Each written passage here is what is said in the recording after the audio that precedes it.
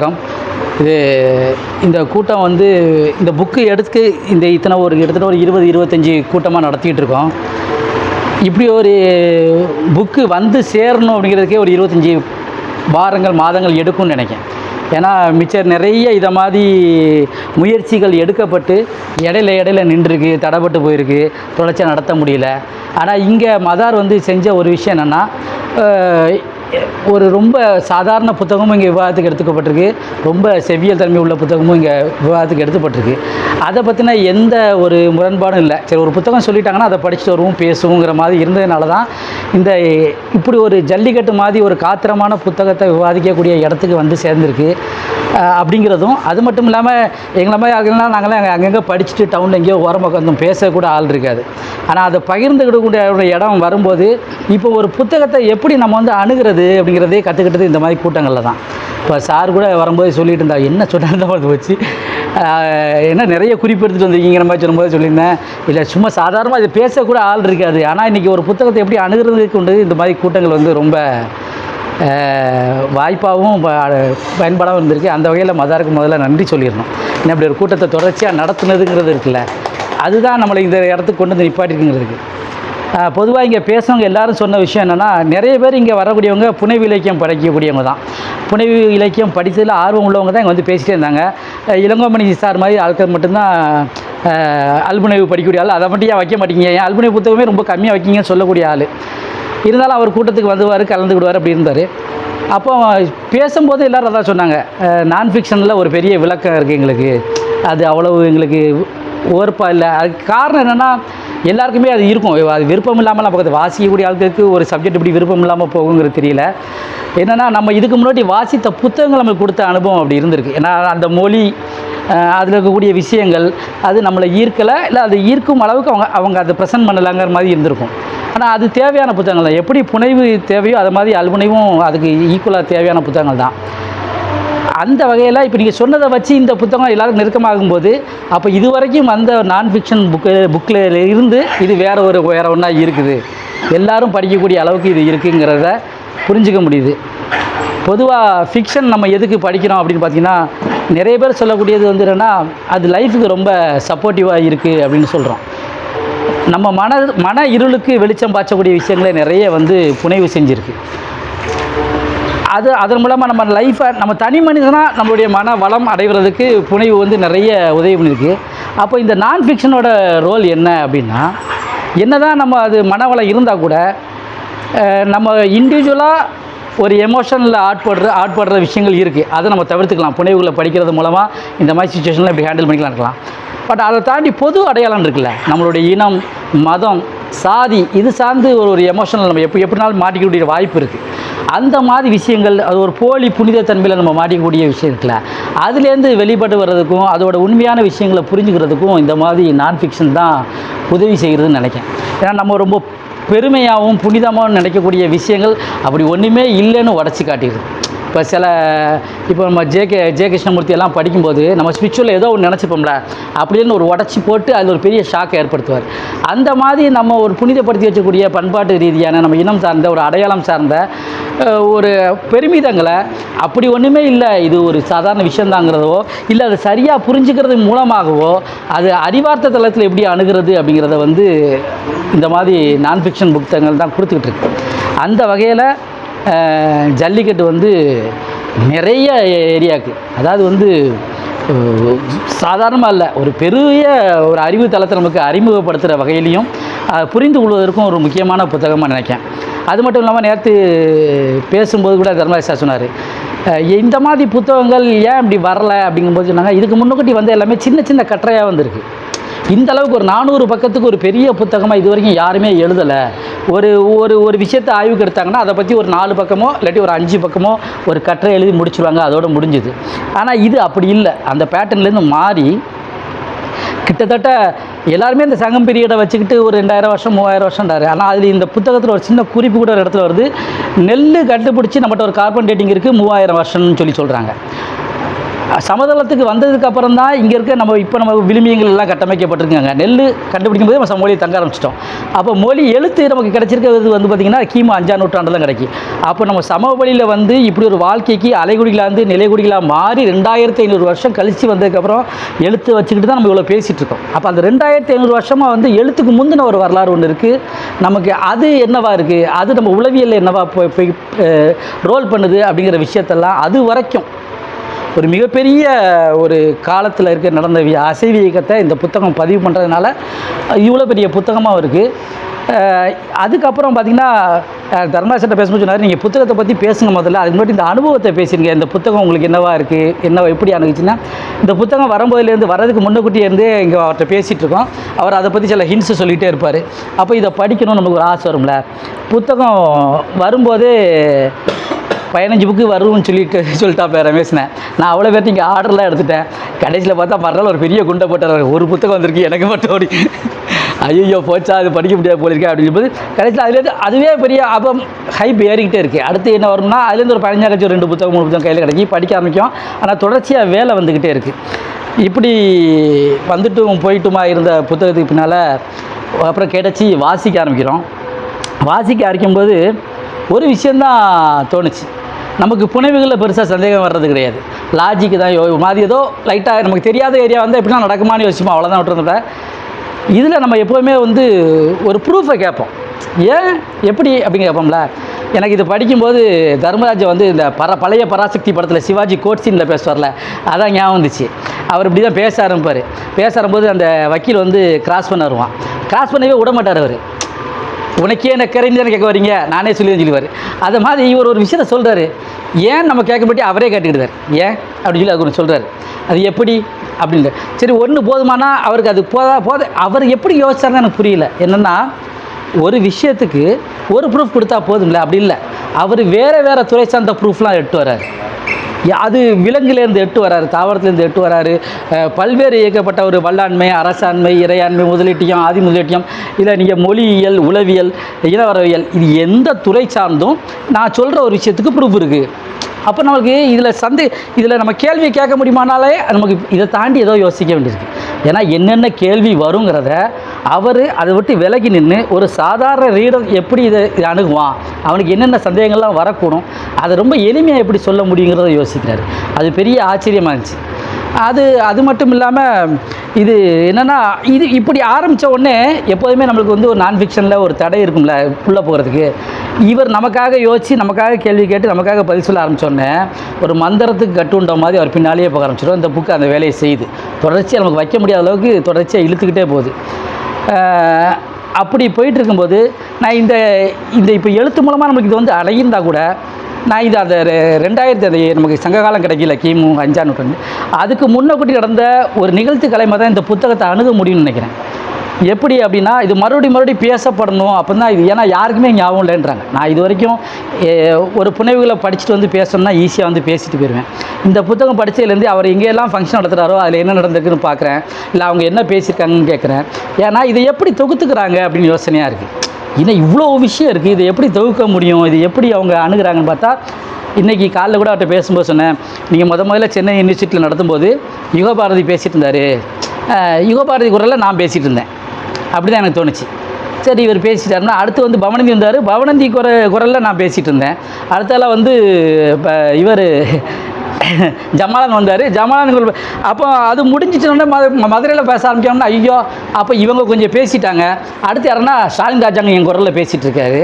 அப்புறம் சாம்ராஜ் பேசார். இவ்வளோ பேர் பேசினதுக்கு அப்புறமும் என் குரலுக்கும் அதில் இடம் இருக்குது. ஏன்னா அது அவ்வளோ விஷயம் இருக்குது. எல்லார் குரல்லையும் நம்ம பேசியாச்சு. அப்போ என்னோடய சொந்த குரலில் பேசுறதுக்கு விஷயமே இல்லாமல் போயிருமானா இல்லை, அந்த புத்தகம் இதுக்கு. இன்றைக்கி நான் பேசி முடிச்சக்கப்புறம் இதை மாதிரி யோசிக்கக்கூடிய ஆட்களுக்கு இது பேசுறதுக்கு இடம் இருக்குமானா அதுவும் இருக்குது. ஏன்னா இது அவ்வளோ பெரிய வாஸ்து ஏரியா. எல்லோரும் கிளிஷே மாதிரி சொல்லிகிட்டே இருக்காங்க. இது ஒரு நாள்லையோ இல்லை ஒரு மணி நேரத்துலையோ பேசி முடிக்கவே முடியாது. இதில் நான் மறுபடியும் பார்த்தது என்னென்னா பெருசாக பேச வந்தவங்களே முதல் 2 விஷயத்தை தான் பேசியிருக்காங்க. ஒன்று அந்த ஆடிப்பெருக்க பேசுகிறாங்க, 2வது அந்த தற்காலிகமும் வரலாறுங்கிற விஷயம். அது ஒரு 160 பக்கம், இது ஒரு 60 பக்கம், 220 பக்கம். இதை மட்டுமே தான் மறுபடியும் பேசிட்டு போகிறாங்க. நேற்று தான் முத்துசா ஒரு ஆள் கடைசி பக்கத்தை காளிகுறிப்பானை பற்றி பேசின ராமானுஜத்தை பார்த்தோம். நம்ம எல்லோரும் ரொம்ப வசதியாக இருக்குது. இந்த 120 220 பக்கங்கிறது வந்து நமக்கு ஒரு கதை கேட்ட மாதிரி இருக்குது. நம்ம லைஃப்பில் ஏற்கனவே அங்கங்கே ஊடாடுற சொற்கள் இருக்குது, ஈஸியாக இருக்குது.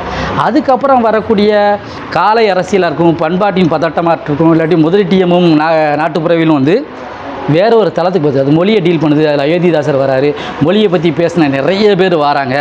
அது ரொம்ப முக்கியமான விஷயமாகவும் இருக்குது இதில். அதை வந்து நேற்று ராமானுஜம் வந்து அவர் அழகாக பேசினார். அப்போது இவ்வளோ பேரை கேட்டும் நமக்கு அது விஷயம் இருக்குன்னா இன்னும் தாண்டி இருக்குது அதில் அப்படிங்கிற விஷயம் இருக்கும்போது இந்த புத்தகம் நம்மளை வந்து என்னென்னா ஒரு பெரிய டைம் ட்ராவல் மாதிரி இருக்குது. இதை எடுத்ததுக்கப்புறம் வேறு எங்கேயுமே இல்லை. பக்கத்துலேயே தான் படுக்கும்போது பக்கத்தில் இருக்கும், காலையில் எழுந்திரிச்சா பக்கத்தில் இருக்கும், இப்போ திருப்பி போவோம். திடீர்னு அப்போ கனவுல பாரிலாம் வந்துட்டு போகிற மாதிரி என்ன கண்ட பாரி வந்தால் கபில வந்தால் வேறு யாரோ வராங்க. அது சம்மந்தமாக புத்தகங்கள் வேறு படித்தோம். பெரிய காமெடியெல்லாம் இருந்துச்சு. எனக்கு என்னென்னா நீங்கள் பேண்டமிக் சொன்னபாங்க வருது. நான் முதல்ல பேச ஆரம்பிச்சது ராஜேஷ் தான் கூப்பிட்டு வந்து தாமியசாவில் வந்து இது மாதிரி ஒரு வீடியோ கான்ஃபரன்ஸில் வேல்பாரியை பற்றி பேசணும்னு சொன்னாங்க. இப்போ எனக்கு அது வந்து ஒரு மசாலா படம் மாதிரி தெரியுது. அப்போ ரொம்ப வியப்பாக இருந்துச்சு. அது படித்து முடித்து ஒரு பேசியிருந்தேன். அது நல்ல வேலை அது ரெக்கார்ட் பண்ணாங்க. ரெக்கார்ட் ஆகலை. பார்த்தவங்க மட்டும் சூப்பராக இருக்குது சார், நல்லா இருக்குன்னு சொல்லிட்டாங்க. அது ரெக்கார்டே ஆகலை அன்றைக்கி. அப்புறம் அப்போ வந்து பாரி அதை சுற்றி பார்க்கும்போது இருந்திருக்கும். இதில் பாரி சொல்லக்கூடிய ஒரு விஷயம் இருக்குல்ல, எது லைஃபுக்கு நெருக்கமாக இருக்குங்கிறது ஒன்று இருக்குல்ல, அந்த வகையில் தான் இது ரொம்ப முக்கியமான புத்தகம். இந்த ஆய்வாளர் எவ்வளோ தூரத்துக்கு மேலே இருக்காருங்கிறது பார்க்க வேண்டியிருக்கு. அந்த மாதிரி இந்த புத்தகங்கள் வந்து நமக்கு தெரிஞ்ச வார்த்தைகள் தான். மலைமாடு மாதிரி சுத்தாடா அப்படின்னு சொன்னாங்கல்ல, இது என்னென்னே புரியல நமக்கு. மலைமாடு நினச்சா கொஞ்சம் வெயிட்டாக இருக்கும், நம்மளை அப்படி சொல்லுதாங்க போலின்னு நினச்சா அதுக்கு ஒன்று இருக்குது. அது இஷ்டப்பட்டால் வீட்டுக்கு வரும், இஷ்டம் இல்லைன்னா அதோட வீடு காடாக இருந்தால் கூட இவங்க தான் வளர்க்குறாங்க. ஆனால் அந்த தொழுவத்துக்கு அது இஷ்டப்பட்டால் தான் வரும். எங்கேயாவது 4 நாள் சுத்தம், திடீர்னாப்பில் வரும். ஏன் வந்தேன்னு தெரியாது, எதுக்கு போகிறேன்னு கேட்க முடியாது. இப்படி ஒரு வழக்கம் நம்மளை பேசிகிட்டே இருக்கோம். ஆனால் இந்த வார்த்தைக்கு பின்னால் ஒரு வரலாறு இருக்குது அப்படிங்கிறது அதை எங்கே பொருத்த முடியும், அது மனித அசைவீகத்தில் எங்கே கனெக்ட் ஆகுறதுங்கிறத அவர் சொல்கிறார்ல, அது அந்த மாதிரி விஷயங்கள். அப்புறம் அந்த மொழியில் ஒரு விஷயம் சொல்கிறார், ரொம்ப யோசிக்கவே முடியாது. மொழி வந்து 2 உடலை இணைக்குது, மனுஷனை பிரிக்கும்போது அவர் ஒரு வார்த்தை சொல்லுவார், ஒரு பேசி பழகிட்டாங்கப்பா கெட்டி வச்சுருங்க அப்படின்னு சொல்லுவாங்கள்ல. ஆனால் திருநெல்வேலியில் இதை விட ரொம்ப ஆக்வேர்டாக ரொம்ப நெருக்கமாக சொல்லியிருக்காங்க. பேசி புழங்கிட்டாங்கன்னு சொல்லுவாங்க. பேசி பழகிறதுங்கிறதே அது அவங்களுக்குள்ள ஏதோ நடந்துட்டுங்கிறது தான். இது பேசி புழங்கிட்டாங்க அப்படின்னு சொல்லக்கூடிய வார்த்தை இருக்குல்ல, ஆனால் கெட்டி வச்சிருப்பா பேசி புழங்கிட்டாங்கன்னு. அப்போ அந்த மாதிரி வார்த்தைகளை கூட இவர் எடுத்துகிட்டு வரார். அப்போ அதை அங்கே எடுத்துக்கிட்டு இதுக்கு ஈக்குவலாக ஐரோப்பிய சிந்தனையாளர்கள் என்ன சொல்லியிருக்கிறாங்க, இல்லை வேறு பண்பாடுகளில் என்னவாக இருக்குது, இந்த மாதிரி நமக்கு வெறுமனையாக இப்போ டெலியூஸு இல்லை லெக்கானு இல்லை சிக்மன் ஃப்ராய்டுன்னு சொல்லியிருந்தாங்கன்னா கண்டிப்பாக இதுவும் மற்ற புத்தகம் மாதிரியே தான் இந்த ஒரு புத்தகமாக உட்காந்துருக்குமே தவிர இவ்வளோ பேசக்கூடிய புத்தகமாக இருந்திருக்குமான்னு தெரியல. ஆனால் அவர் என்ன செய்தார், அவர் சொன்ன மாதிரி நம்மக்கிட்டேயே அதுக்குண்டான கோட்பாடுகள் இருக்குது. அந்த கோட்பாடுகளை சொல்லிவிட்டு இதுக்கு சப்போர்ட்டிவாக இதுக்கு இப்படி ஒன்று இவங்க சொல்லியிருக்காங்கங்கிறத ரெண்டாவது தான் எப்போதுமே ஐரோப்பிய கோட்பாடு கொண்டு வர்றாரு. இங்கே அயோத்திதாசரை சொல்லும்போது தான் இதை பற்றி மொழியியலாளர்கள் என்ன சொல்லியிருக்காங்கன்னு சொல்ல வர்றாரு. இங்கே வேறு ஒரு விஷயத்தை சொல்லும்போது தான் இதை பற்றி சசூரியன் என்ன சொல்லியிருக்காங்கன்னு சொல்ல வர்றாரு தவிர முதல்ல அவங்கள கொண்டு வந்து வைக்கிறதே இல்லை. ஏன்னா அதுக்குண்டான விஷயங்கள் எல்லாம் இங்கே இருக்குன்னு அவர் ப்ரூவ் பண்ணுறாரு. அவர் அதனால தான் சொல்கிறாரு, தொல்காப்பியத்தை வந்து மிகப்பெரிய ஒரு ஆய்வு நூல், எத்தனை ஆயிரம் வருஷத்துக்கு முன்னாடி வந்து இவ்வளோ பெரிய ஆய்வு நூல் இருந்துருக்காரு. அவரோட ஸ்டேட்மெண்ட்டில் ரொம்ப முக்கியமான விஷயம், நம்ம போஸ்ட்மார்டனிச சிந்தனையாளர்களை பற்றி இவ்வளோ இன்றைக்கி பேசிகிட்டு இருக்கோம். அது இப்போ வந்து நினச்சிட்ருக்கோம். அவர் நேராக புரட்டி போடுறாரு. அதான் அவருடைய ஷாக் வந்து எப்படி இருக்குன்னா, சிலப்பதிகாரமே பெரிய போஸ்ட்மார்டிசம் இதான் நடப்பா, நம்மளுடைய மரபு தான் இப்போ உள்ள போஸ்ட்மார்டிசங்கிறார். அப்போ நம்ம எங்கே இருந்திருக்கோம், ஆனால் அது பெருமைப்படக்கூடிய அளவுக்கு இப்போ இருக்காங்கிறது கேள்வி. நம்ம அதில் என்னவா வளர்ந்துருக்கோங்கிறது தான் கேள்வி. அதான் அண்ணன் சொன்ன மாதிரி இதெல்லாம் ஒன்றுமே இல்லை, நீங்கள் அப்படி இருந்திருந்தால் இங்கே எப்படியோ இருந்திருக்கணும், பட் அதெல்லாம் இப்படி இல்லைங்கிற மாதிரி நம்ம ஃபீல் பண்ணுற அளவுக்கு ஒரு புத்தகம் எழுதப்பட்டிருக்கு. அந்த வகையில் இது ரொம்ப முக்கியமான புத்தகம்னு நினைக்கிறேன். இப்போ நம்ம புத்தகத்தில் என்ன இருக்குங்கிறத நம்ம பார்க்கலாம். பொதுவாக இது ஒரு எப்போவுமே நான் என்ன எதிர்பார்த்தோம்னா இவர் சொன்ன மாதிரி தான், இதுக்கு முன்னாடி நம்ம கொஞ்சம் படிச்சிருக்கோம், நான் ஃபிக்ஷன் தான். ஜல்லிக்கட்டு நடந்துச்சு, சரி ஜல்லிக்கட்டு இங்கே ஒரு இவ்வளோ பெரிய ஒரு கிளர்ச்சி ஏற்படுத்தியிருக்கு. அப்போ உள்ளே என்ன இருக்கும், ஜல்லிக்கட்டு எப்போ ஆரம்பிச்சது, இந்த மாடு வகைகள்ங்கிறதுக்கு இதை எப்படி வளர்ப்பாங்க, எங்கே பிடிப்பாங்க, இது இந்தந்த ஊரில் இந்தந்த சாதிகளுக்கு இதுக்கு உள்ளே வரலாம், இல்லை உள்ளே போக முடியாது, இதுக்கு இந்தந்த பேர் இருக்குது, இவ்வளோ தான் இருக்கும், இல்லை இதை பற்றிய தகவல் இருக்கும், இத்தனை வருஷம் நடந்துக்கிட்டு இருக்குது அப்படின்னு தான் இருக்கும்னு நினச்சேன். ஆனால் அதை முதல்ல ஒரு இது பண்ணிவிட்டு இதை சாக்கா வச்சு ஒரு 2000-3000 வருடத்தில் இங்கே நடந்த ஒரு தமிழ் நிலப்பரப்பில் நடந்த மொத்த விஷயத்தையும் பண்பாட்டு அசைவியக்கத்தை ஒரு அடிநாதமாக வச்சு இங்கே இருக்கிற என்ன வேல்யூ இருக்குங்கிறத பார்க்குறதுங்கிறது நம்ம ரொம்ப புதுசாக இருக்குது, சந்தோஷமாகவும் இருக்குது இது அறிமுகப்படுத்தின பரப்புங்கும்போது. அப்படிங்கும்போது ஃபஸ்ட்டு இதில் வந்து ஆடி பெருக்கு அப்படின்னு சொல்லி நான் முதல்ல ஆடி பெருக்கணும் நமக்கு எப்போவுமே நம்ம இப்படி தான் இருக்கணும்னு நினச்சிக்கிட்டேன்.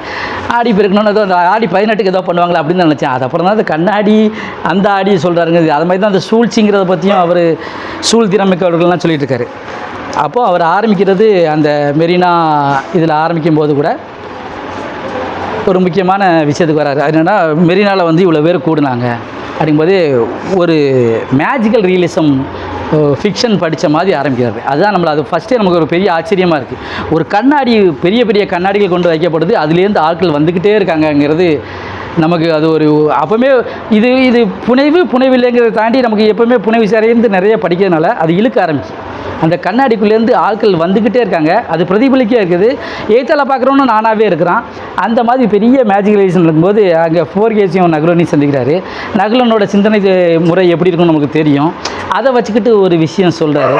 இவர் எப்போதுமே இப்படி தான் பண்ணிகிட்டு இருப்பாங்கிற மாதிரி சொல்லிவிட்டு அங்கேருந்து அதில் தொடர்பு படுத்தி அவரோட ஆய்வை வந்து எடுத்து போயிட்டுருக்காரு.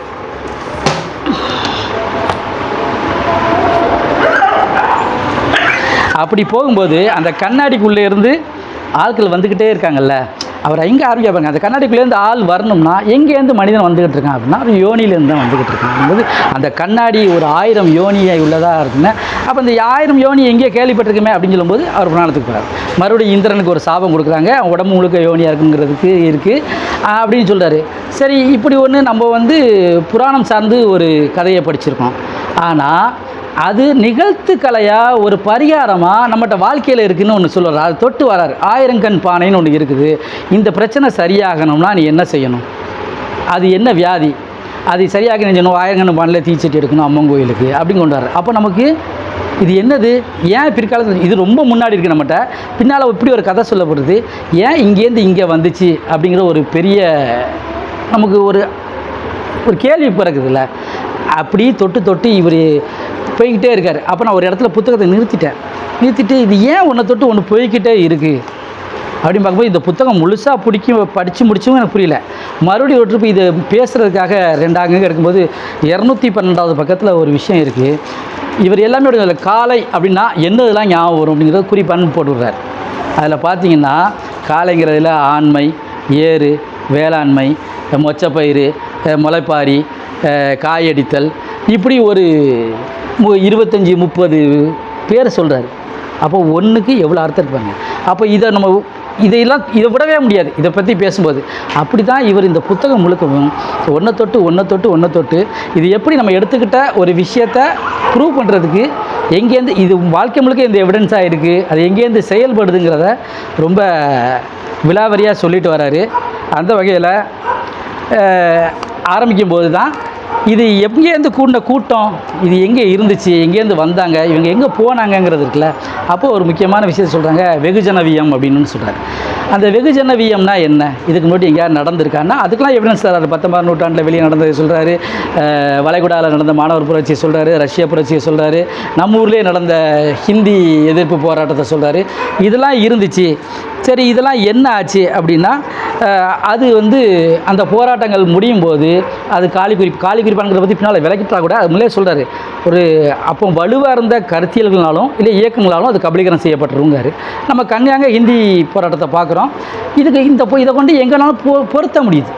அவர் சொல்கிற கலப்புரர் காலமாக இருந்தாலும் சரி, இல்லை வேறு எந்த போராட்டமாக இருந்தாலும் சரி, நம்ம பொருத்தி பார்க்க முடியுது. என்னென்னா இப்படி ஒரு இயக்கத்தால் இவ்வளோ பெரிய ஆட்களை கொண்டு வர முடியல. ஆனால் மக்கள் தானாக கிளர்ந்தலேருந்து வாரான். ஆனால் அதுக்கு முன்னாடியும் பின்னாடியும் இதை பற்றின பேசின இயக்கம் வலுவாக எந்த இயக்கம் இருக்கோ அது கைப்பற்றிக்கும். அதனால தான் இந்த விஷயம் நடந்துக்கிட்டே இருக்குது அப்படிங்கிறத அந்த வெகுஜனவியம்ங்கிறத வார்த்தையை அந்த விஷயத்தை சொல்லி பேசுகிறாரு. அந்த வெகுஜனவியத்துக்கு வந்து அந்த போராட்டத்துக்கு வந்து ஒரு வரலாறு இருக்கா அப்படின்னா வரலாறு இருக்கிற மாதிரி தெரியல, பெருசாக தொடர்ச்சி இல்லை. ஆனால் அங்கங்கே எப்போ நடந்துங்க. அடுத்து கருத்தியல் இருக்கான்னு கேட்குறாரு. இது என்ன கருத்து இருக்குது, இது அரசியல் இருக்கா அப்படிங்கிற விஷயம்லாம் கேட்டுக்காரு. இதில் அரசியல் இருக்கா அப்படின்னா அரசியல் இருக்குது. ஆனால் அந்த அரசியல் எப்படின்னா எந்த அரசியல் கட்சியிலும் எங்கள் கூட வரக்கூடாது அப்படின்னு சொல்கிறாங்க. அப்போ ஏன் வரக்கூடாதுன்னு சொல்லுங்க ஒரு கேள்வி நம்ம அடுத்த கேள்வி தான் கேட்குறோம். ஏன் வரக்கூடாதுன்னு சொல்கிறாங்க அப்படின்னா இதில் ஒரு சௌரியம் இருக்குது. ஏன்னா எப்போவுமே அது உள்முரண் வெளிமுரன் ஒன்று சொல்கிறார். இவ்வளோ பெரிய கூட்டம் பெருசாக கூடணும்னா அதில் திட்டமிட்டு சில விஷயங்கள் விளக்கப்படுது அப்படிங்கிறத சொல்கிறார். என்ன இதெல்லாம் விளக்கப்படுதுன்னா இவங்க எந்த கட்சியை வரக்கூடாதுன்னு சொன்னாங்களோ இங்கே ப்ராப்ளமாக இருக்க ஒரு விஷயம் சிந்தனை முறை எடுத்துக்கிறாரு. திராவிட கட்சிகள்னே வச்சுக்கிட்டா கூட திராவிட கட்சிகளால் அங்கீகரிக்கப்பட்ட விஷயங்களை இவங்க விளக்குறாங்க. அது என்னென்னா பெண் உரிமை சம்பந்தம், சமநீதி, சமநிலை, அந்த மாதிரி விஷயங்களெல்லாம் இவங்க விளக்கிடுறாங்க. அங்கீகரிக்கப்படாத விஷயங்கள் இருக்குங்கள, அது பசுமை சூழலியல் சம்மந்தப்பட்ட விஷயங்கள், இல்லை சுதேசி பொருட்கள், இந்த மாதிரி விஷயங்கள்லாம் கோஷமாக இருக்குது. இது என்ன அப்படின்னா இதெல்லாம் வெளிமுறை. நமக்கு எதிரிகள் வெளியே இருக்கான், இங்கே உள்ளே இல்லை அப்படின்னா நான் 5 பேருமே சேர்ந்துக்கணும். இதே இடத்துல 5 பேருக்கும் சம்மந்தப்பட்ட ஒரு விஷயத்தை பேசினோம்னா இந்த கூட்டம் கூடதுக்கு வாய்ப்பே இல்லை. அப்போ இதுக்கு பின்னால் ஒரு திட்டமிட்டப்பட்ட ஒரு அரசியல் இருக்குது. இந்த விளக்கம் எப்படி இங்கேருந்து வந்துச்சு, அந்த வெளி எதிரியை நம்ம யாராக கட்டமைச்சிருக்கோம் அப்படின்னு பார்க்கும்போது அவங்க ஒரு பன்னாட்டு கம்பெனியாக இருக்கலாம், இல்லை நம்மளை தாண்ட ஒரு ஒன்றிய அரசாக இருக்கலாம். இப்படி நம்ம வடக்க உள்ளவங்களாக இருக்காங்கன்னு சொல்லி ஒரு கட்டமைச்சுக்கிட்டோம். அப்புறம் இவருக்கு கேள்வி வருது, சரி உண்மையிலே ஒரு விலங்குகள் மேலே இருக்க கருணை மட்டும்தான் காரணமா அப்படிங்கிற ஒரு கேள்வி கேட்குறாரு. அடுத்த கேள்வி, அப்படி நம்ம நம்ப முடியலையே, அப்போ இதுக்கு பின்னால் என்ன இருக்குது அப்படிங்கிற தொட்டு தான் இந்த விஷயம் பின்னால் போக ஆரம்பிக்கிறது. அப்போ தான் இவர் இதுக்கு பின்னால் இந்த ஜல்லிக்கட்டுனா என்ன, ஜல்லிக்கட்டுக்கு பின்னால் என்ன இருக்குது,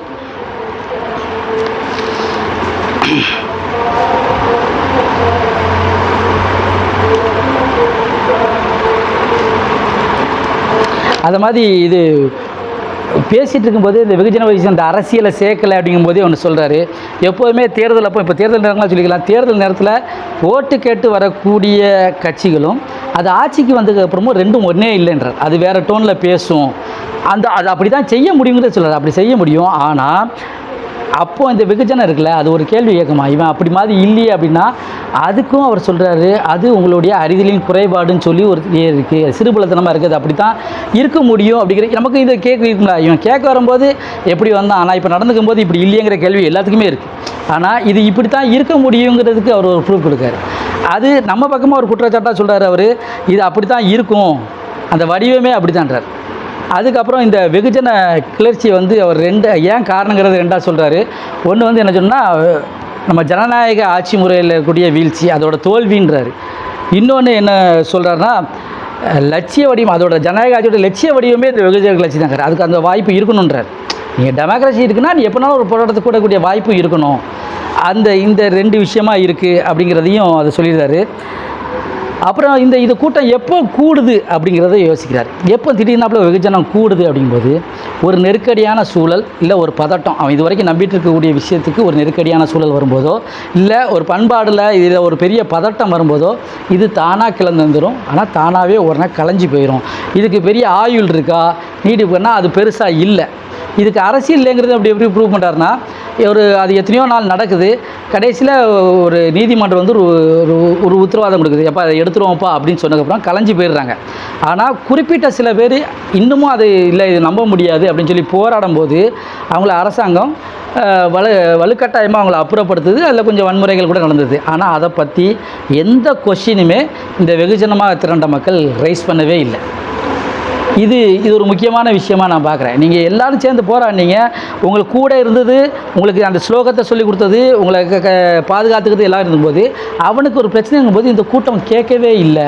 அப்போ இது என்ன மனநிலைன்னா இது அரசியலற்ற கூட்டம்ன்ற, இந்த வெகுஜனத்துக்கு அரசியல் கிடையாது அப்படிங்கிற மாதிரி முடிவு வந்து அதுக்கப்புறம் அது எப்படி போகிறது அப்படிங்கிறத பற்றி அது பேசுகிறாரு.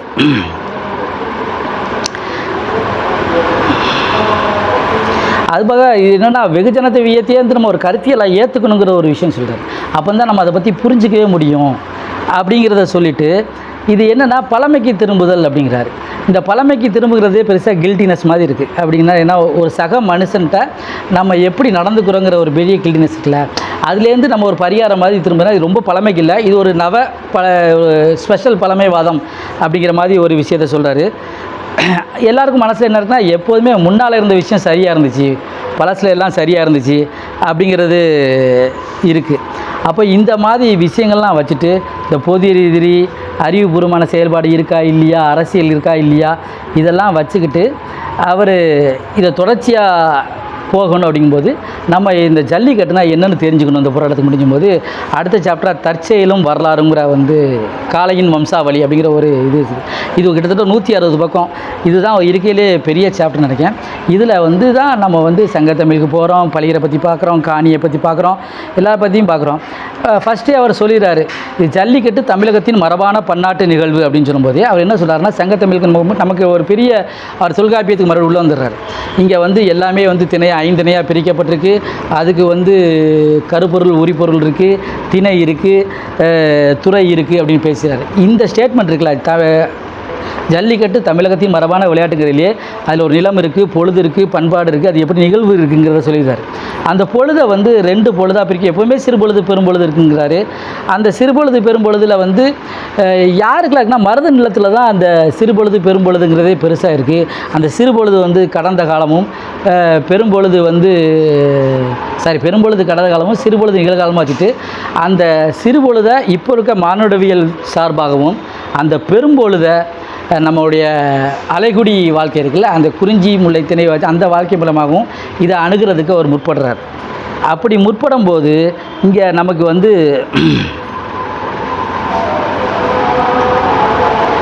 ஏன்னா நமக்கு நான் சொன்ன மாதிரி அந்த சொன்ன ஒரு நெல் நமக்கு கிடைச்சதுலேருந்து 2500 வருஷம் கழித்து தான் நமக்கு எழுத்தே வருது.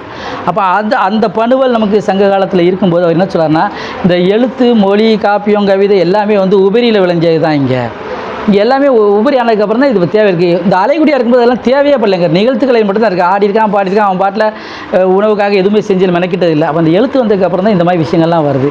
அப்போ சங்க காலம் அப்படிங்கிறது முழுக்க வேளாண்குடி ஒரு இடத்துல நிலையாக ஆனதுக்கப்புறம் வந்த விஷயந்தான். அப்போ அதை 2ஆக பிரித்தோம்னா அதில் இருக்க விஷயங்களை வச்சு சிறுபொழுது பெரும்பொழுதாக பிரித்து அந்த பெரும்பொழுதுக்கு உண்டான தகவல்களை வச்சு அந்த பழைய வாழ்க்கை எப்படி இருக்கும் அப்படிங்கிறத பார்த்துட்டு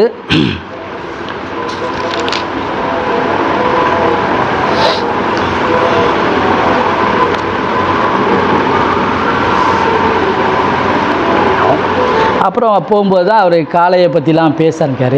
இந்த காளைகளில் பேசும்போது இது ஏறுதல் வந்துச்சு, அப்புறம் அதுக்கு வேறு பேர்கள் இருக்கும்போது அவர் எல்லாரும் இவ்வளோ பேர் இருந்தாலும் இதில் முக்கியமான விஷயங்கிறது காளை தான். அப்போ இந்த காளை என்னவா இருக்குது அப்படிங்கிறது தான் அவர் பார்க்கணுன்னு ஆசைப்பட்றாரு. அப்புறம் அந்த காளை வகையை எப்படி பிடிச்சிட்டு வருவாங்க அப்படிங்கிறத பற்றிலாம் அவர் சொல்லிட்டு இருக்காரு. இது எல்லாருமே படிச்சிருப்பாங்கன்னு நினைக்கிறேன். அதில் ரொம்ப இந்த புனைவு சார்ந்து தாண்டி இது நமக்கு இதில் அல்புனைவை தாண்டி இது புனைவாக நமக்கு தோன்றதுக்கு இதில் இருக்க மொழி தான் ரொம்ப முக்கியமான விஷயம். ஏன்னா இது ஜல்லிக்கட்டு காளையை எப்படி பழக்கிறாங்க அப்படிங்கிறத நம்ம சாதாரணமாக எப்படி சொல்லிடலாம்னா, இது மனுஷவாடை பழகாமல் வழக்கமான அது ஒரு ஏரில் பூட்டாமல் உழைப்புக்கும் பயன்படுத்தாமல் வச்சு நம்ம அதை மூர்க்கமாக காப்பாற்றிக்கிறோங்கன்னு சொல்லிக்கலாம். ஆனால் அவர் அதை தாண்டி எப்படி போகிறாருன்னா, மனிதனின் வாடையும் காட்டின் வாடையும் எதிரும் புதிருமானது அப்படின்னு ஒன்று சொல்கிறார். அதாவது என்னென்னா, அந்த மூர்க்கம் என்னென்னா எந்த மிருகமானாலும் அதோட நினைவில் காடு இருக்கும் அப்படின்னு சொல்கிறாங்க. சாம்ராஜ்யம் நம்ம கூட சச்சிதானந்தம் வரையில் எளிதில் நினைவில் காடுள்ள மனிதன் மிருகம் எளிதில் வசப்படாதுன்னு சொன்ன மாதிரி அந்த மிருகத்தில் எப்போதுமே காட்டின் நினைவு இருக்குது. ஆனால் ரொம்ப சப்கான்ஷியஸாக இருக்குது. அதை தூண்டுவதன் மூலமாக அந்த பழைய காளையை மீட்டெடுக்க முடியும் அப்படின்னு நினைக்கிறாங்க. அதுபோக அதில் ஒன்று சொல்கிறாரு, நம்ம மிச்ச மாட்டுக்கெல்லாம் நம்ம மனுஷன் இருக்கல, அந்த மனுஷன்லாம் பொய்க்காடு அப்படிங்கிற ஒரு வார்த்தையை சொல்கிறாரு.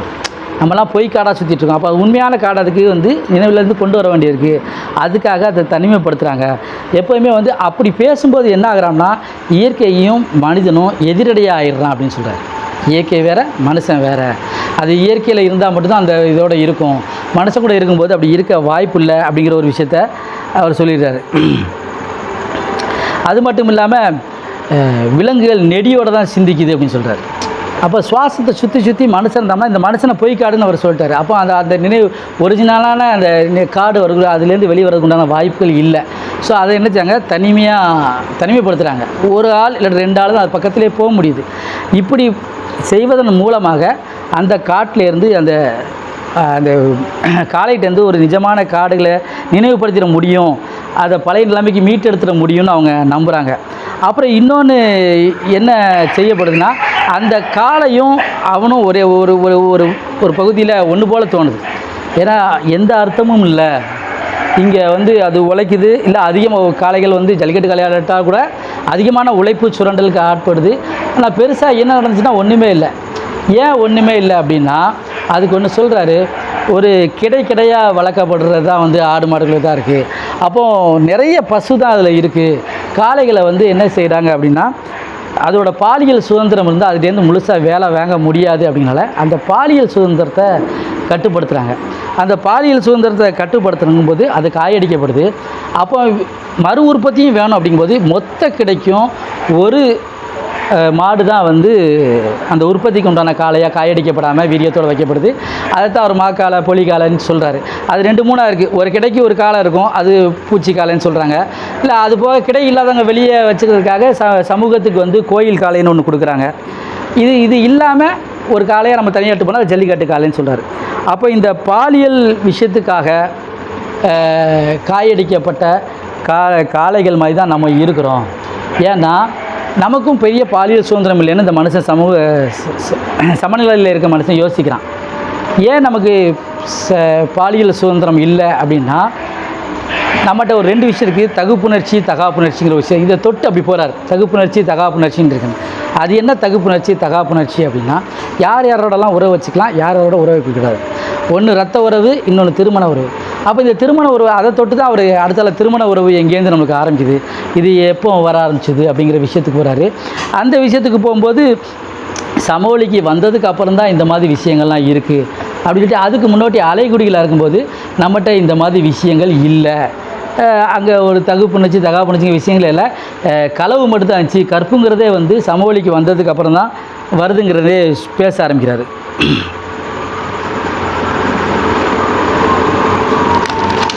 அப்போது இதை எப்படி புரிஞ்சுக்கிறது? நம்ம ரத்த உறவுன்னு இப்படி தகுப்புணர்ச்சி, தகாப்புணர்ச்சின்னு எப்படி வந்துன்னு ஜல்லிக்கட்டையே அவர் 2ஆக பிரிக்கிறார். நம்ம இப்போ பார்க்குற ஜல்லிக்கட்டு வந்து திருமலை நாயக்கர் காலத்தில் வந்த ஒரு வணிக நோக்கத்துக்காக ஏற்பட்டப்பட்ட அவனியாபுரத்துலேயோ இல்லை பாலமேடுலேயோ அலங்காநல்லூர்லையோ நடக்கக்கூடிய ஜல்லிக்கட்டுகள்லாம் அப்படி இருக்குது. இன்னொரு ஜல்லிக்கட்டு நம்ம ஊரில் இருந்துச்சு, அதுக்கு பேர் ஏறு தழுவுதல் இல்லை அணைதல்னு வச்சுருந்தாங்க அப்படின்னு. அப்போ அது என்ன இப்பவும் சில கிராமத்தில் நடக்குது. இந்த மாதிரி பெருசாக பிரிச்சுட்டுருக்காரு. அப்போ அது என்ன அப்படின்னு அதன் மூலமாக விளக்க வராது. அதில் சில விஷயங்கள் வச்சுருக்காங்க. ஏன்னா அந்த மாடு யார் அணைக்க முடியுங்கிறதுல சில ரெஸ்ட்ரிக்ஷன் இருக்குது. யார் அணைக்கலாம்னா இவங்களுடைய மன உறவு உள்ள ஆட்கள் மட்டும்தான் அணைய முடியும் அப்படிங்கிற ரெஸ்ட்ரிக்ஷன் வச்சுருக்காங்க.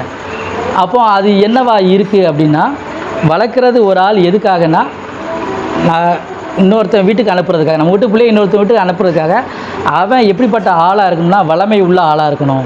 அப்போ மனுஷங்க என்ன நம்பிக்கைன்னா, இந்த நம்ம மாடுகளுக்கு பாலியல் ரெஸ்ட்ரிக்ஷனை வச்சதுனால நம்ம வளமையும் குறைஞ்சிரும்னு நினைக்கிறோம். ஒரு கில்ட்டினஸில் நம்ம அதோட விஷயத்தை தடை பண்ணிட்டோம்னா நமக்கும் வளமை குறைஞ்சிரும், நம்மளோட ஆண்மையை பெறும்போது அதை அணைப்பது மூலமாக அந்த வளமையை திருப்பி ஒரு சடங்கு மாதிரி ஒரு புண்ணியத்தன்மை ஏற்படுத்தப்படுது. அந்த விஷயந்தான் ஏறுதழுவதாக இருக்குது அப்படின்னு சொல்லி ஏறுதழுவது கொண்டு வராங்க. அப்போ அந்த ஏறுதழுவுதலில் வச்சு சொல்லும்போது, அப்போ இதுக்கு முன்னக்குட்டி இந்த ஏறுதழுவது மூலமாக இருக்குதுன்னா இதுக்கு முன்னக்குட்டி என்னவாக இருந்தது தான் நம்ம அலைக்குடிகளுக்காக வல்லாண்மையை நோக்கி போய்கிட்டு இருக்கோம். அப்போ தான் இந்த பாரி மகளிரை பற்றி வருது, இல்லை நம்ம வேறு பார்க்கக்கூடிய விஷயங்கள்லாம் வருது. இது வந்து சமவெளிக்கு வந்ததுக்கப்புறம் நடக்குன்னா அதுக்கு முன்னக்கூட்டி அங்கே என்ன நடந்துச்சு, அவங்க என்ன வச்சுருந்தாங்க, அவங்களுக்கு உணவுக்கு என்னவாக இருந்துச்சுன்னா, அங்கே உள்ள வல்லாண்மையை சார்ந்த மக்கள் வந்து உணவுக்காக எந்த விஷயத்துக்குமே அவங்க பெருசாக முயற்சி செய்யலை. அங்கே ஏன்னா அங்கே தேனி ஈஸியாக கிடைக்கிது, கிழங்கு தானாகவே விளைஞ்சிரும், தண்ணி இருக்குது, மூங்கில் அரிசி இருக்குது, அவங்க விளைவிக்கிறது இல்லை. அதனால் அவங்களுக்கு பெருசாக ஒரு அதிகாரம் இல்லைன்றார். இது வரும்போது தான் அதிகாரம் வருது. அங்கே பெருசாக தலைவன்கள் இல்லை, யாரையும் கண்ட்ரோல் பண்ண முடியாது. அப்படிங்கிறதுனால அங்கே இந்த பாலியல் சுதந்திரமும் இருக்குது, யாரோட வேணாலும் இருக்க முடியும் அப்படிங்கிறது. அது மட்டும் இல்லாமல் இந்த மாடு ஒன்று இருக்குல்ல, ஒரு மாடை தேர்ந்தெடுக்காங்கன்னா இருக்கையிலே நல்ல ஒரு வலிமையான மாடை தான் எடுக்காங்க. ஏன்னா அதுதான் அதோட ப்ரீடும் வலிமையாக இருக்கும்னு. இது காட்டிலேயே அப்படி தான் நடக்குன்னு அவர் சொல்கிறார். அது நம்ம நிறைய பார்த்துக்கிறோம். நாயிலேருந்து நம்ம ரோட்டில் பார்க்குற நாயிலேருந்து காட்டில் பார்க்குறவங்க கூட தன்னுடைய வலிமையையோ இல்லாட்டி வேறு எதையோ ஆற்றலை நிரூபித்து தான் வந்து பெண் இனத்தையே ஈர்த்துக்கிறது. பெண் இனமும் அதோடு தான் சேருது. ஏன்னா அப்போ தான் ஒரு வலிமையான ப்ரீடு வெளியே வருங்கிறதுக்காக. அப்போ இதை மாதிரி அலைகுடிகளில் இருந்து என்னென்ன இருந்துச்சு அந்த ப்ரீடுக்காக அப்படின்னு சொல்லும்போது, அவர் சிக்மண்ட் ஃப்ராய்டை கூட்டு வராரு. தந்தையின் பெயரால் சொல்லி ஒரு கதை சொல்கிறாங்க. அந்த தந்தையின் பெயரால் என்னென்னா, ஒரு பெரிய குழு இருக்கும், அது ஒரு குடும்பமாக இருக்கும். அந்த தந்தைக்கு வந்து நிறைய குழந்தைகள் வைப்பாங்க. ஆனால் அங்கே இருக்க எல்லா பெண்களோடையும் உறவு வைக்கிறது தந்தைக்கு மட்டும்தான் உரிமை உண்டு, மிச்சம் யாருக்குமே அந்த உரிமை கிடையாது. அப்படி இருக்கும்போது மிச்சம் ஆட்டோமேட்டிக்காக மிச்சம் இருக்க ஆம்பளைங்களாம் தன்னை காயடித்த மாதிரி ஃபீல் ஆகிடுறாங்க. அப்போ ஒரு கட்டத்தில் என்ன ஆகுது அப்படின்னா, இது பொறாமையாகி அப்பாவே கொல்லக்கூடிய விஷயத்துக்கு போயிடுது. கொல்லவும் செஞ்சிடுறாங்க. கொல்லதுக்கு அப்புறம் தான் என்ன ஆகுதுன்னா பெரிய கில்ட்டி வந்துடுது. அப்போ அந்த கில்ட்டிக்கு ஒரு பரிகாரம் செய்யணுங்கிறதுக்காக அவங்கள வணங்க ஆரம்பிக்கிறாங்க. அதை இதோட மேட்ச் பண்ணுறாங்க. நம்ம இங்கே பாலியல் விஷயமாக பண்ணதுக்கப்புறம் இந்த ஜல்லிக்கட்டுக்காக என்ன, அப்போ இதை பரிகாரமாக என்ன பண்ண போகிறோம்னா, அதுக்கு ஒரு ஆதி குணத்தை மீட்டெடுக்கிறது மூலமாகவும் அதை அணைவதன் மூலமாகவும் திருப்பி எடுக்க முடியும் அப்படிங்கிற விஷயத்துக்கு வராரு. அப்போது நம்மளுடைய அலைக்குடிகளை பற்றி சொல்லும்போது அதுக்கு ஒரு ரெஃபரன்ஸ் கொடுக்கணும்ல. அந்த பாலியல் இதுக்கெலாம் சொல்லி கொடுக்கும்போது என்ன சொல்கிறாங்கன்னா, அங்கே இந்த மாதிரி எந்த பாலியல் கட்டுப்பாடும் கிடையாதுங்கும்போது இந்த திணையை வச்சுக்கிட்டு அங்குள்ள பெண்களுக்கு சில கேரக்டர் சொல்கிறாரு. குறிஞ்சி நிலத்துக்கோ முல்லை நிலத்துக்கோ, குறிஞ்சி நிலத்து பெண்களுக்கு என்னென்னா இந்த காதலை பற்றி மறுக்கிறது விஷயமே கிடையாது. பயங்கரமாக கிண்டல் பண்ணுவாள் அந்த ஆணை. அதை பற்றி இயக்கம்லாம் பெருசாக இருக்காது. அவனை எப்படி விலங்கோடையே கம்பேர் பண்ணி பேசுவான், அவன் அப்படி இருப்பான், இவன் இப்படி இருப்பாங்கிறத சொல்லிகிட்டு இருக்கா. முல்லையில் வந்து என்னென்னா ஏக்கம் இருக்குது. அவனை சந்திக்கிறதே பெரும்பாடாக இருக்குது. அவனை சந்திக்கிறதே மறைஞ்சு நைட்டு தான் சந்திக்க வேண்டியிருக்கு. அவங்க காலில் வந்து சிலம்பு போட்டு அவனை எப்போவுமே கண்காணிச்சிட்ருக்காங்க. அப்படி இருக்குது. இப்போ இந்த ரெண்டும் இல்லாமல் சமவெளிக்கு வந்துட்டாங்கல்ல. இந்த சமவெளியில் என்னவாக இருக்குன்னா, இந்த பெண்கள் இதை பற்றி பேசுகிறதே வந்து ஒரு ஒழுக்கக்கேடான விஷயம்னு ஆயிடுது. ஏன்னா இங்கே வந்து தனியுடைமை வந்துடுது, உழைப்பு வந்துடுது. அதனால் என்ன ஆகுறாங்கன்னா, இதை காப்பாற்றணும்னா என்ன செய்யணுங்கிறபோது தான் இந்த பாலியல் ரெஸ்ட்ரிக்ஷன்லாம் கொண்டு வந்து அப்படி பேசுகிறாங்களா. அதில் ஒரு சின்ன விஷயம் சொல்கிறாங்க.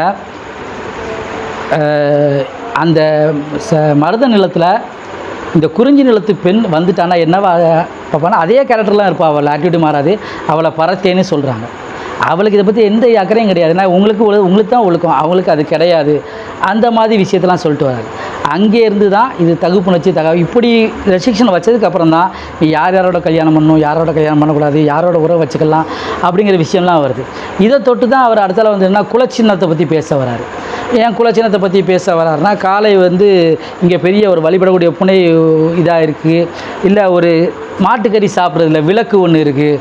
அப்போ இது பெரிய புனிதன்மை பண்ணப்படுதுன்னா இது குலச்சின்னம் சம்மந்தப்படுதான்னு சொல்லி ஒரு பெரிய ஆய்வு கொண்டாரு. குலச்சின்னத்துக்கான என்னென்ன இலக்கணங்கள் இருக்குங்களா சொல்கிறாரு. அதை சொல்லிவிட்டு இது அப்படியும் இல்லைங்கிறதையும் ப்ரூவ் பண்ணிடுறாரு. ப்ரூவ் பண்ணிட்டு அதுக்கப்புறம் அந்த விஷயம் இல்லை, குலச்சின்னமாகவும் இல்லை இது அப்படின்னு சொன்னதுக்கப்புறம் வேறு என்னெல்லாம் இதன் மூலமாக எடுக்க முடியும் அப்படிங்கும்போது, இந்த மாடுகள் இயற்கையாகவே எப்படி இருக்கும், எப்படி மாற்றப்பட்டிருக்கு. ஏன்னா மனுஷனுக்கு ஒரு கில்ட்டி இருக்குது. நம்ம தொடர் நலம் மட்டும்தான் இது வீட்டு பிராணியாக மாறிட்டு, இல்லை அதுக்கு முன்னக்கூட்டி வந்து ஒரு வனத்தை சார்ந்த ஒரு பிராணியாக தான் இருந்ததுனால அதுக்கு தான் அவர் அந்த மலை மாடுகளை பற்றி பேச வர்றாரு. மேக்கலார்பட்டியில் பழனியப்பனை சந்தித்து மலை மாடுன்னு அவங்க வளர்க்குறது ஏன் அங்கே போகுது அவர் ஈஸியாக சொல்ல, இது நீங்கள் மாட்டுட்டு தான் கேட்கணுன்றாரு. இவரை மாதிரி ஒரு ஆய்வாளரை பேசவே இல்லை. ஏன் போது ஏன் வரல, அது மாட்டுட்டு தான் கேட்கணும், எனக்கு தெரியாது அப்படிங்கிறாரு. ஆனால் அதில் ஒரு நம்ம ஆச்சரியப்படத்தக்க ஒரு விஷயம் சொல்கிறாரு. மாடு தன்னுடைய ஈன்ற குட்டியை ஒழிச்சு வச்சுக்கும் அப்படிங்கிறாரு. அப்போ ஏன் ஒழிச்சு வச்சுக்கிறது அப்படின்னு சொல்கிறதுக்கு, அது காட்டை வந்து தன் நினைவில் வந்து இருந்துக்கிட்டு பழைய ஆதி குணத்துக்கு மாறுறதுக்காக இருக்குங்காரு.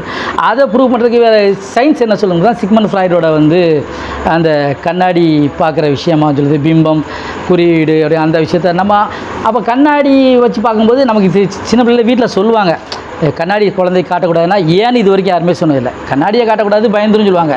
அப்போ அதை அவர் சிக்மண்ட் ஃப்ராய்டு என்ன சொல்லியிருக்காரு, ஏன் கண்ணாடி காட்டக்கூடாது, கண்ணாடி முதல்ல பார்க்குற குழந்தை என்ன ஃபீல் ஆகும், அதனால் என்ன நடக்குது அப்படிங்கிற சொல்கிறாரு. அதை அப்படியே கொண்டு வந்து ஜல்லிக்கட்டுக்கு பொருத்தி பார்க்குறாரு.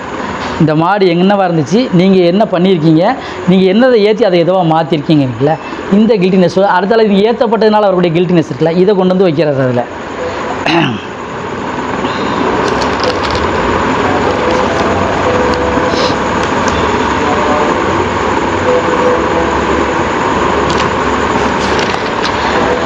அப்புறம் இந்த மாதிரி சமவெளிக்கெலாம் வந்ததுக்கப்புறம் அந்த இரத்த உறவு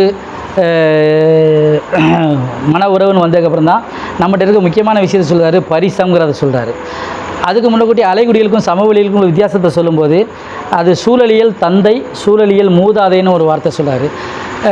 சூழலியல் தந்தைனா வந்து கொடை மாதிரி அப்படி கொடுக்கக்கூடியார். மூதாதைனா வந்து பரிசுங்கிற மாதிரி இருக்குது. பரிசுங்கிறது சாதாரணமாக வராது, ரெண்டு பக்கமும் கொடுத்து வாங்கணுங்கிற மாதிரிலாம் சொல்லுவார். அதில் தான் வல்லன்மையை நம்ம வந்து பாரியோட இறப்புக்கு சொல்லக்கூடிய ஒரு மிகப்பெரிய அதிர்ச்சியான காரணத்தை இது எப்படி புரிஞ்சுக்க முடியும்னா, வெறும் பாரி, அந்த ஓரி, அந்த ஆய் அண்டிரன்லாம் வந்து ஒரு மெட்டாஃபராக மாற்றுறாரு. ஏன்னா நேற்று பேசும்போது கூட இவர் ஸ்டாலின் ராஜாங்க சொல்லுவார், பாரி இங்கேன்னா இங்கே இந்த ஊரில் இருந்தாங்கன்றாங்க, அந்த ஊரில் போனால் அந்த ஊரில் இருந்தாங்கன்னா, அப்போ எத்தனை பாரி வந்து பண்ணால் பாரிங்கிறதே ஒரு வல்லாண்மை தன்மைன்னு தான் கொண்டாரு. அது மலையை வந்து ஒரு வல்லாண்மை தன்மையுடைய ஒரு கேரக்டராக மாற்றுறாரு. ஒரு மெட்டாஃபராக மாற்றுறதுனால தான் அங்கே என்னவாகுன்னா, யோசனையே கிடையாது, நீ திருப்பி தரையெல்லாம் கேள்வியே கிடையாது, கொடுத்துட்றது அப்படின்னு இருந்திருக்கு. இங்கே அப்படி இல்லை, பரிசங்கிற ஒரு முறை உருவாகுது. அந்த பரிசங்கிற முறை தான் வந்து திருமண உறவு ரத்த உறவை பிரிக்குது. இந்த பரிச உறவு முறையில் வந்து தாய்மாமனுக்கு என்ன கேரக்டர் இருக்குது, இந்த வெளியே வந்து ஆரியர்களுக்கு திருமண முறை இருக்குது. இது திராவிட மனமுறைன்னு அப்படின்னு சொல்கிறாரு. இந்த திராவிட மனமுறையில் என்னென்னா, 2 பக்கமும் கொடுத்து வாங்குறது இருக்கும், கடைசி வரைக்கும் செய்ய வேண்டியிருக்கும். தாய்மாமனுக்கு என்ன உறவு இருக்குது, யார் செய்ய முடியாதுங்கிறது இருக்குல்ல, அந்த மாதிரி திருமண உறவு சார்ந்து இங்கே பேச வரும்போது இந்த தகுப்புணர்ச்சி தகாப்புணர்ச்சி எல்லாம் எடுத்துகிட்டு வராரு. அந்த மாதிரி விஷயங்களை சொல்லிட்டு வராரு.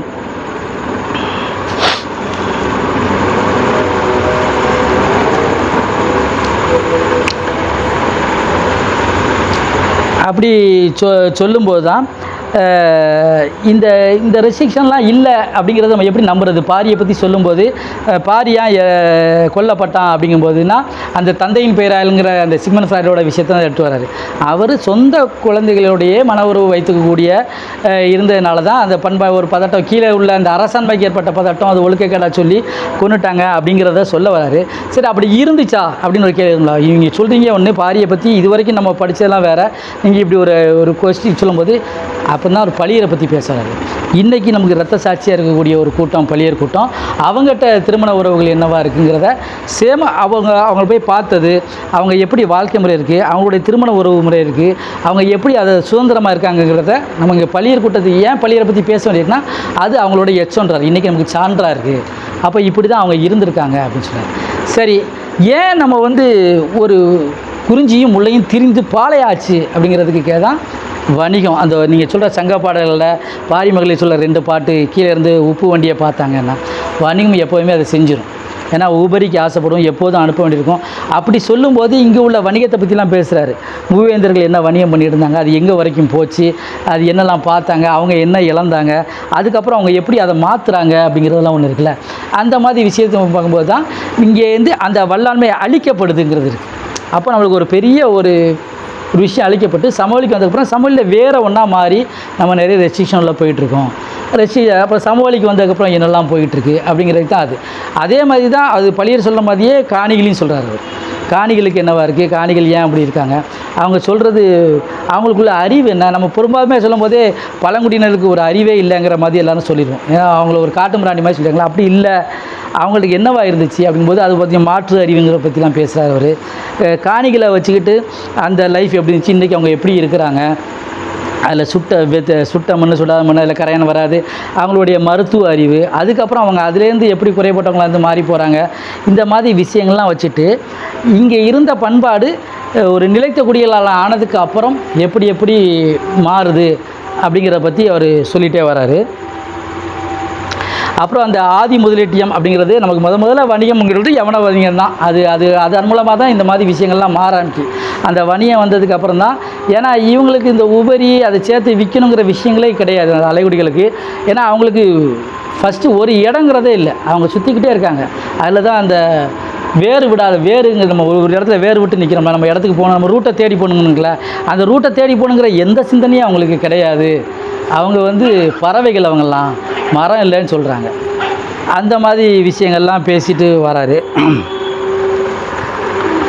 அப்புறம் இப்படி அலைகுடி வாழ்க்கையை பற்றிலாம் பேசி விடுங்கும்போது தான் அடுத்து முடிச்சிடலாமா, ரைட்டு. இப்படி மூணாவது இதை பற்றி இதுக்கு அடுத்தாலையும் இது மொழி சார்ந்து போய்கிட்டே இருக்குது. அடுத்த வந்து காலை அரசியல், எப்படி காலை வந்து அரசியலுக்குள்ளே வருதுங்கிறத சொல்கிறாங்க. அந்த அரசியல் படுத்தப்பட்ட காளைகளுக்கு உண்டான குணங்கள் என்ன, அதன் மூலமாக என்னெல்லாம் நடந்துக்கிட்டு இருக்குது. அப்புறம் மொழி மூலமாகவும் நம்ம மொழியை எப்படி பயன்படுத்துகிறோம், மொழி மூலமாக நம்ம இந்த பண்பாடு அசுகளை எப்படி புரிஞ்சுக்கிறதுங்கிறது. கடைசியாக வந்து நிகழ்காலத்தில் முதலீட்டியம், இந்த ஆதி முதலீட்டியம் நிகழ்கால முதலீட்டியமும் அதில் நாட்டுப்புறவியல் மூலமாகவும் இதை எப்படி நிறுவுறது அப்படிங்கிறத பார்க்காரு.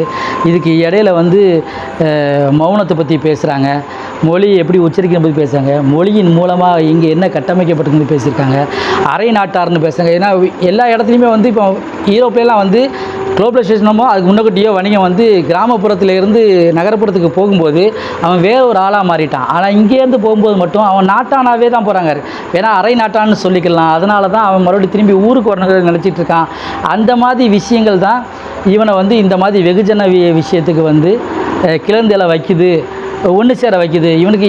ஏன்னா இங்கே இருக்கிற இப்போ சிட்டியில் இருக்க ஆட்களுக்கு நிறைய பேருக்கு ஜல்லிக்கட்டை பார்த்தது கிடையாது, காளைகளோட மாடுகளோட எந்த அறிமுகமும் கிடையாது, விவசாய வேளாண்குடியிலும் தொடர்புடையது. ஆனால் ஒரு இந்த போராட்டத்தையும் வந்து நிற்கான் அப்படிங்கிறதுக்கு பின்னால் என்ன விஷயங்கள்லாம் இருக்குங்கிறதா இந்த 400 பக்கமும் பேசுது. அதுக்கு அவர் இருக்கக்கூடிய எல்லா இஷ்டத்தில் இருந்தும் அதுக்கு உதாரணங்களையும் நம்ம பண்பாட்டு விஷயங்கள்லேருந்தும் நம்ம ஒவ்வொரு திணையாக பெயர்ந்து வந்ததுலேருந்தும் இல்லை இது மட்டும் இல்லை, இது போக வந்து நவீன இலக்கியம் என்ன சொல்லுது, உளவியல் என்ன சொல்லுது, அதுக்கு நிறைய நல்ல உதாரணங்கள் சதிரு, பறை, அப்புறம் அயோத்திதாசரை எடுத்துகிட்டு வரும்போதெல்லாம் அயோத்திதாசர் என்ன சொல்கிறாருங்கிறதே இப்போ அதில் ஒரு முக்கியமான கான்ஃபிடன்ஸ் மட்டும் சொல்லிடுறேன் 5 நிமிஷம். ஏன்னா நம்ம பெரியாரை எல்லாரும் சொல்லும்போது எனக்கு ரொம்ப நாள் அது புரியாத விஷயம் இங்கே தான் புரிய ஆரம்பிச்சிது. பெரியாரை பற்றி பேசும்போதெல்லாம் வந்து அவர் தடாலடியாக மறுத்துட்டார் அப்படிங்கிற விஷயத்தை பற்றி எல்லோரும் பேசிக்கிட்டே இருந்தாங்க. அவரே கூட சொல்கிறாருங்கிற மாதிரி இதில் ஒரு வார்த்தை வருது, நம்ம சீர்திருத்த வைக்கலடா அழித்தொழிக்க வேண்டிய விஷயம். இங்கே சொல்லக்கூடிய விஷயத்தை சீர்திருத்தம் இருந்தோம்னா சீர்திருத்தம் செஞ்சு வச்சாலும் அது வாழ்ந்துக்கிட்டே இருக்கும், அதை அழிச்சிடணும், அதுதான் முக்கியம்னு சொல்லிட்டு வராரு. அதுக்கு நேர் காண்ட்ராவாக அயோத்திதாசர் என்ன பண்ணுறாருன்னா, இங்கே நடக்கிற எல்லா சடங்குகள் இல்லை ஒரு விஷயங்களெல்லாம் வந்து அது நடக்கிறதுல பிரச்சனை இல்லை, அதுக்கு மேலே இருக்க விளக்கம் இருக்குல்ல அதில் தான் பிரச்சனைன்னு சொல்ல வர்றாரு. அப்போது நீங்கள் வந்து ஒரு அம்மனுக்கு கும்பிடுறதோ இல்லை வேறு எந்த விஷயத்தையோ இதில் இருக்க விளக்கத்தை தெளிவான விளக்கத்தை சொல்லிட்டீங்கன்னா அது நீங்கள் சொல்லும்போது பௌத்தமயமாக்கல்னா ஒரு பௌத்தன்னு ஒரு மதமாக தானே வந்து அடையும்னு சொல்லி ஒரு கேள்வி கேட்குறாங்க, முக்கியமான கேள்வி. நீங்கள் ஒரு மதத்தை எடுத்துகிட்டு இன்னொரு மதத்தை தானே ஃபிட் பண்ண போகிறீங்கங்காரு. அப்போ அவர் சொல்கிறாரு, நான் இதை பௌத்தமயமாக்கல் பண்ணும்போது என்ன ஆகுதுன்னா இதிலேருந்து உள்ள பயம் காணாமல் போயிடும்ன்றார். நான் என்ன சொல்கிறேன், நீங்கள் வந்து அலகு குத்துறதுக்கும் இல்லை ஆடி மாதம் கூழ் ஊற்றுறதுக்கும் நீங்கள் சொல்லிக்கிடக்கூடிய காரணங்கள் இருக்குல்ல, புராண கதைகள் சொல்லிக்கல, அதெல்லாம் வந்து பொதுமக்கள்கிட்ட ஒரு பயத்தை ஏற்படுத்துது. அந்த பயத்தின் மூலமாக நீங்கள் ஒரு அதிகாரத்தை கட்டமைக்கிறீங்க. அது ரொம்ப முக்கியமான விஷயம் நான் சொல்கிறாரு. நம்மளை அடிமைப்படுத்துகிறவங்க வந்து அடிமைப்படுத்துவதற்கான ஒப்புதலை இந்த அடிமையிலேருந்து தான் வாங்குதான்றார். நம்மளே பயந்துடுறோம், இதை செய்யக்கூடாது, இதை செஞ்சால் ஐயோ இது ஏதாவது ஆயிரும், அவன் சொன்னதை நம்பி விடணும். ஆனால் அவர் எதை சொல்கிறாரு, இதை நான் விளக்கும்போது அவன் இதை எப்படி செய்வாங்கிறதுக்கு இங்கே கடவுளுக்கு வேலை இல்லாமல் போயிருங்கிறார். இந்த மாதிரி முக்கியமான விஷயங்கள்லாம் இது இருக்குது. பெரியார்ங்கிற தத்துவமும் அயோத்திதாசர் தத்துவத்தை நம்ம எப்படி புரிஞ்சுக்கிறது, அதை இப்போ இன்றைக்கி நிகழ்காலத்தில் தேவையாக இருக்குது. ஏன்னா நீங்கள் எதை சொல்லி மக்களை வந்து சர்ப்ரஸ் பண்ணுறீங்க, இல்லை இன்னும் அடிமையாக வச்சுருக்கீங்க, இல்லை ஒரு பயத்தோடு வச்சுருக்கீங்க. அந்த பயம்தான் பெரிய சிதைவுகளுக்கு உண்டாகும். அந்த சிதைவுகள் தான் இந்த மாதிரி பிரச்சனைகள்லாம் உண்டு பண்ணும்போது அயோத்திதாசர் என்னவாக இருக்காங்க. அதை அயோத்திதாசர் சப்போர்ட்டாக மேல்நாட்டு அறிஞர்களோட அந்த விஷயங்களையும் கொண்டு வராரு. இது போக இது 1-2 நேரம் இல்லாதனால இவ்வளோ சொல்ல முடியல. இந்த மாதிரி எல்லா தரப்பில் இருந்தோம், நீங்கள் எந்த துறை சார்ந்தவராக இருக்கலாம், ஏதாவது நம்பிக்கையில் இருக்கலாம், எங்கேருந்து வந்தால் கூட எந்த காலம் பற்றின புரிதவர்களாக இருக்கலாம், ஒரு இறையாண்மை காலத்தை சம்பந்தப்பட்டவராக இருக்கலாம், இல்லை கலப்புற காலத்தை சம்பந்தப்பட்ட இருக்கலாம், இல்லை அரசாண்மை வல்லாண்மை எல்லாம் கழிஞ்சு இப்போ வந்து கேபிட்டலிசம் மாதிரி ஒரு கார்ப்பரேட் வேர்ல்டு வந்துச்சு. இதை சார்ந்த ஆளாக இருந்தால் கூட அதுலேருந்தும் இது விளக்கம் சொல்ல முடியும், நம்ம யாராக இருக்க முடியுங்கிறத. அதன் மூலமாக இது காளி குறிப்பான என்ன, இந்த காளி குறிப்பான் யாரால் கைப்பற்றப்படும், இப்படி தான் நடந்துக்கிட்டு இருக்குது. எதெல்லாம் காளி குறிப்பான் கொண்ட குணம் என்ன, இது அவ்வளோத்தையும் இந்த 400 பக்க புத்தகத்தில் ரொம்ப எளிமையாக புரிகிற அளவுக்கு. நீங்கள் வந்து ஒரு விஷயம் புரியாமல் போயிட்டுனா இன்னொரு விஷயம் யாராவது ஒரு ஆள் ஏதாவது ஒன்று அப்பீல் ஆயிரும் அப்படிங்கிற மாதிரி ரொம்ப சிறப்பாக செஞ்ச புத்தகம். அந்த வகையில் இந்த கூட்டத்துக்கு இந்த புத்தகத்தை எடுத்ததுக்கு ரொம்ப சந்தோஷமாகவும் இருக்குது. பேச வாய்ப்படுத்திங்க.